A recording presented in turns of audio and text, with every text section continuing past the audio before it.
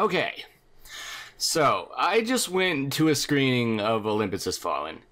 Let me give you my first impressions. I saw the trailer, and I was like, okay, I may or may not see this movie. It kind of looks like Die Hard. Maybe it might be okay. You know, Gerard Butler's in it. I saw Morgan Freeman. I've never seen a bad Morgan Freeman movie. I really haven't. Morgan Freeman was in it. I was like, huh, it's got a decent cast. So I go to the screening with high hopes. And what did I actually think of this movie? I feel like throwing things across the room. This is the worst movie I've seen in theaters in the past 10 years. Where do I start with this? The beginning. President, First Lady, everybody's happy. Yay, we're happy! We and Gerard Butler is a bodyguard that's supposed to be in charge of, like, I don't know, protecting them, I guess. So they're on this icy road, and there's this really nice scene where they're giving each other presents, and then bam, you know, disaster happens. The car flies halfway off a bridge, I guess, because I don't even know. It wasn't even explained what made that happen. They just sort of slid.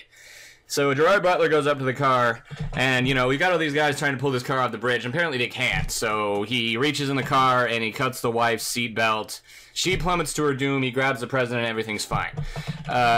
Except for the fact that, of course, he gets discharged from his job for some unexplained reason. I'm assuming it's because he let the wife go. But the president still seemed in high opinion of him, so I don't know. The movie doesn't explain. That's one of the weird plot holes in this movie that they don't really explain. This movie is freaking Swiss cheese with all its plot holes. That was just the first one. As you can see, I'm kind of twitching here because I am raging. The only thing that can make me rage more is if I actually paid money for this screening. Yeah. But yeah, so, you know, basically then everything's good, and there's a couple boring scenes where it's kind of establishing Gerard Butler 18 months later. He's married, president's still in office, he must have won re-election, who cares? I'm wondering why, because of later in this movie what happens, but, yeah, and they go through this thing where the son is like, yeah, well, my dad never does anything with me, but of course that doesn't make any difference to the rest of the movie, and neither does the wife dying. The only thing the wife dying accomplishes, I'm assuming, is making Gerard Butler not be the guy's bodyguard anymore. President's bodyguard anymore. Whatever. So, it's all happy day, everybody's walking around, it's a normal life in America, and then all of a sudden, North Korean plane! Oh no! There's a plane going across the countryside. Okay, keep in mind, this is one plane. One plane. It's flying in the air, and of course there's two American planes there, and they're just like, hey, you can't fly anymore, we're gonna shoot you down, you know, typical stuff in this kind of movie. And of course, this guy, this North Korean plane, two of these machine guns come out of the side, and he just shoots down both the American planes. And it's just like, okay, well, that didn't go as planned. Is there backup? Is there a satellite? Maybe some, reinforcements somewhere? No. One freaking plane nearly ravages the whole of Washington, D.C., I'm not kidding when I say this. One plane, and there is absolutely nobody around to stop it. Nobody.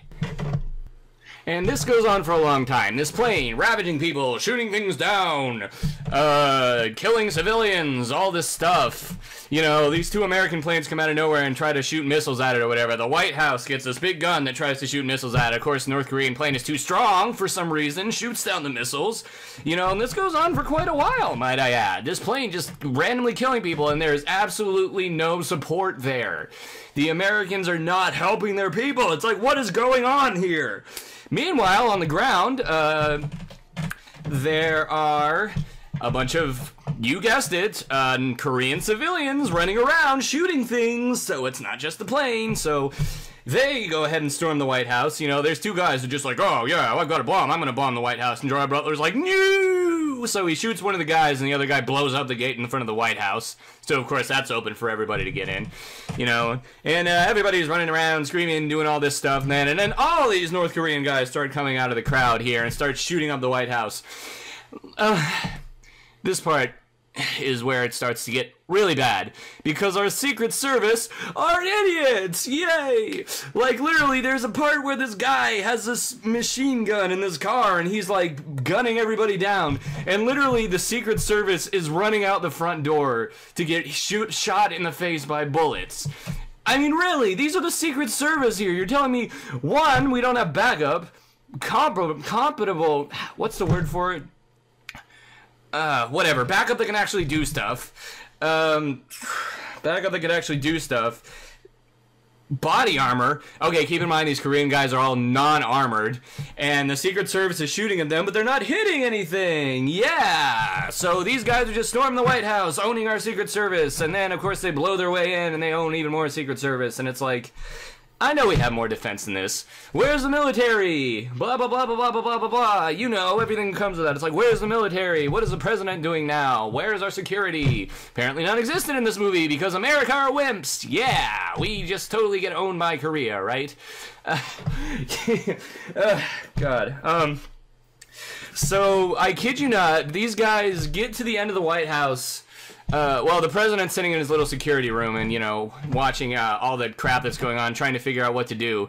And they get to about the middle of the White House. They're climbing up the stairs, and I kid you not, this is a line. We only have 4 guys left. 4 guys left. Are you kidding, sir? This is the White House, and you only have 4 guys left. No backup, no military, 4 guys left. Okay, so moving on from that, they, you know, it's predictable. They break their way into the top White House place, shoot the South Korean prime minister that was visiting, and of course they take everybody else hostage. Of course, Gerard Butler gets into the White House without them seeing to save the day, but that's not the infuriating part. Gerard Butler, believe it or not, is actually one of the few things in this movie I actually like, because he has some good one-liners, I'll admit. Granted, most of them are a ripoff of Die Hard, but yeah, they're still funny. Anyways, to get to the bad part, there's the president, secretary of defense, a bunch of people holed up in the top security room being held hostage by the, by the bad guy, per se. I don't remember his name, honestly, but he's just like, he's not a North Korean or South Korean, he's just a terrorist, essentially. I don't remember exactly why he's doing this. I believe it was because his wife got killed by an American mine or something. God knows. I mean, this movie was so stupid. So he grabs the admiral. He grabs like an admiral, one of the admirals that he's holding hostage, and he puts a knife to this guy's neck, and he's like, "Give me the nuclear launch code," or the guy gets it. And the president's like, "Give him the code!" It's like, really? Dude, you're the president! You're not supposed to be giving away the nuclear launch codes! You know what? He's risking the whole of the entire world for one freaking guy. And this is a repeating thing throughout the entire movie. They grab the Secretary of Defense, they beat her up, and she's like, "I'm never giving away the codes." Secretary of Defense was awesome. She should have been the president, but she's just like, "I'm never giving away the codes." Ah! They kick her in the stomach, and the president's just like, "Oh, give me the codes! Ah! I don't need it anymore." So, of course, she's just like, here are the codes. And then the guy's like, "Yes, I have 2 codes. Now I only need 1 more." And the president's like, "You're not getting it from me." And my whole time I was just thinking, bullcrap, bullcrap, bullcrap. You just told the other people to freaking give away 2 of the codes to the nuclear launch, you idiot! That's part of the problem with this movie. America is a sissy. The president is a sissy. The whole cabinet is a sissy. Meanwhile, on the other side of things, you have Morgan Freeman, who was the Speaker of the House, who is the acting president right now. While he's in a hostage situation, he's with the whole board and everything, and he's just as bad as. It pains me to say this because I really like Morgan Freeman, and like I said, I've never seen a bad movie that he's in, but he's as bad as the other president. I mean, there's a part where the bad guy is like, "Withdraw the 7th Fleet from South Korea, and then I'll let your president go, and give me a helicopter, and then I'll let your president go." And Morgan Freeman's just like, "But I don't want the president to die. I don't know what to do." It's like, get another president! Lord, don't withdraw the 7th Fleet. Do you know what that could mean? You're an idiot! This whole movie, I swear, is people, the freaking government, saying, "Oh yeah, we don't care about the whole of the world, we just want to save our lame president. Yay! We're gonna cause nuclear war, but we have our president, so who cares?" So anyways, back to the White House. Gerard Butler's going through there, killing mother freakers, trying to find the president's son, who's apparently in the walls. Oh, by the way, there's a thing in this movie where apparently the walls are, like, made of steel and you can kind of hide in them and everything. Why didn't the Secret Service do that? I mean, it's like if they could have at least, like, the Secret Service that were inside the White House could have at least hid in the walls and then did a surprise attack on the Koreans so they didn't get the freak in. But they don't have any sense to do that because America's an idiot in this movie.